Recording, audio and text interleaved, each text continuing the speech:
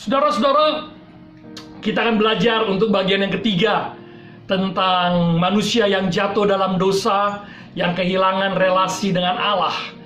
Dan hari ini kita akan belajar bagaimana Allah datang untuk mengampuni manusia tersebut. Kita berdoa. Bapa Surgawi, kami mau belajar tentang firman-Mu.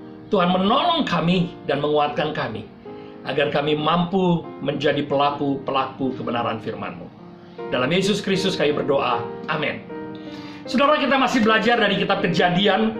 Hari ini saya mengajak kita untuk melihat pasal 3. Kita mengulang dengan sedikit pasal 3 ayat yang ke-7.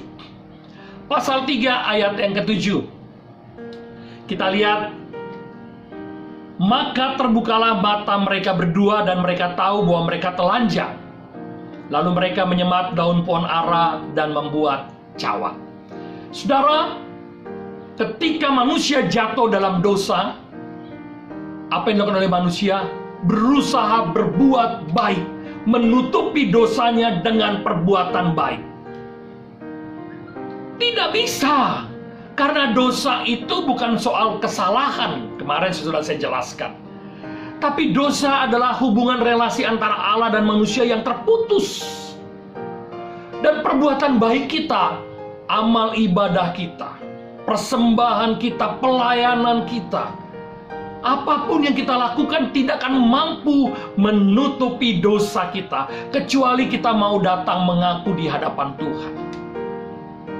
Kemarin sudah kita bahas bagaimana kemudian Allah mencari manusia yang berdosa itu. Di manakah engkau? Saudaraku, ini sesuatu yang paling menarik sekali. Bahwa Allah mencari manusia berdosa. Bahwa Allah datang untuk menyelamatkan manusia berdosa. Dan di dalam teologi manapun tidak ada dijelaskan tentang Allah yang hadir dan mencari manusia berdosa. Hanya di dalam kebenaran firman Tuhan ini, saudara. Itu sebabnya Yohanes 3:16 dikatakan, karena begitu besar kasih Allah akan dunia ini, sehingga ia mengaruniakan anaknya yang tunggal. Yesus berkata, aku datang untuk orang sakit. Aku datang untuk orang berdosa. Aku datang untuk mereka yang sedang menderita. Aku datang untuk mereka yang sedang bermasalah dalam hidup mereka. Ini inisiatif Allah, saudaraku. Perbuatan baik manusia tadi, lalu kemudian mari kita baca Kejadian 3 ayat 21. Saudara, mari kita membacanya bersama-sama. Kejadian 3 ayat 21. Dan Tuhan Allah membuat pakaian dari kulit binatang untuk manusia dan untuk istrinya itu, lalu mengenakannya kepada mereka. Saya ulangi, saudara. Dan Tuhan Allah membuat pakaian dari kulit binatang untuk manusia dan untuk istrinya itu, lalu mengenakannya pada mereka. Apa yang mau kita bahas dari kisah ini? Bukankah manusia itu sudah membuat pakaian dari pohon? Dari kulit pohon, maksud saya. Kenapa Allah kemudian menggantikan dengan kulit binatang? Satu pertanyaan saya, saudara. Ketika pohon dikuliti, apakah pohon itu mati? Jawabnya tidak. Tapi ketika Allah menguliti binatang, apakah binatang itu masih hidup? Tentu tidak. Binatang itu mati.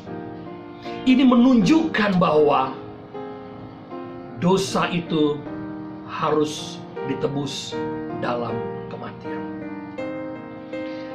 Dan Allah membuat bagi manusia itu dari kulit binatang. Ini ingin menggambarkan sebuah kisah ke depan yang begitu jauh dan panjang dan lama.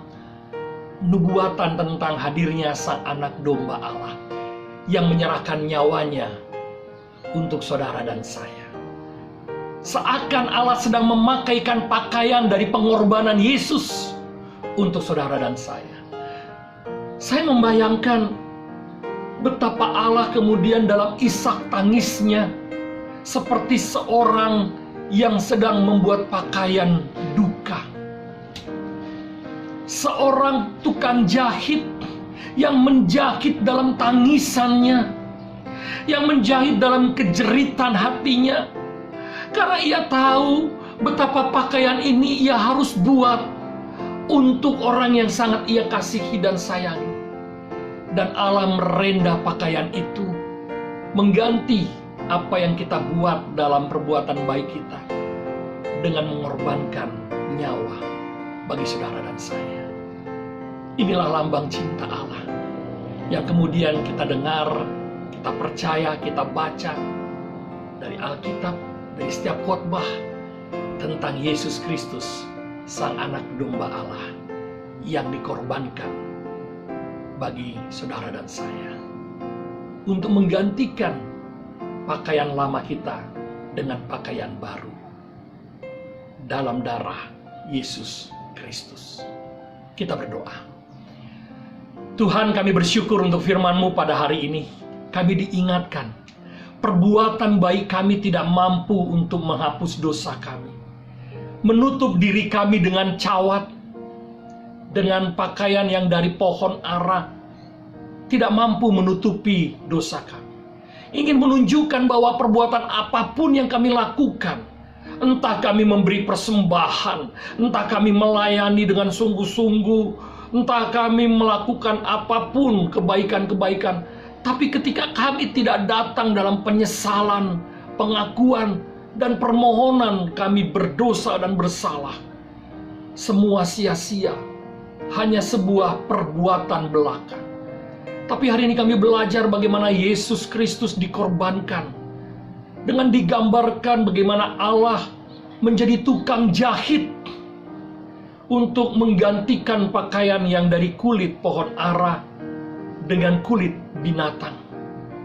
Inilah pengorbanan yang kemudian kami pahami dan kami sadari. Yesus Kristuslah Anak Domba Allah yang diberikan bagi kami. Tentu bukan dengan pakaian yang kami kenakan, tapi dengan darah-Mu Yesus yang menutupi dosa dan kesalahan kami. Terima kasih, kami belajar hari ini tentang Allah yang berinisiatif datang kepada kami orang berdosa. Terima kasih Tuhan. Amin. Saudara-saudara, mari rayakan hidup ini. Kita orang berdosa, tapi ingat, Tuhan datang untuk saudara dan saya. Dan tidak hanya datang, Ia mengorbankan Anak Domba Allah untuk menutupi diri kita dari dosa dengan darahnya yang kudus. Tetap semangat, tetap hargai pengorbanan Kristus, dan mari kita isi hidup kita untuk menjadi berkat bagi orang lain. Tuhan Yesus memberkati saudara. Amin.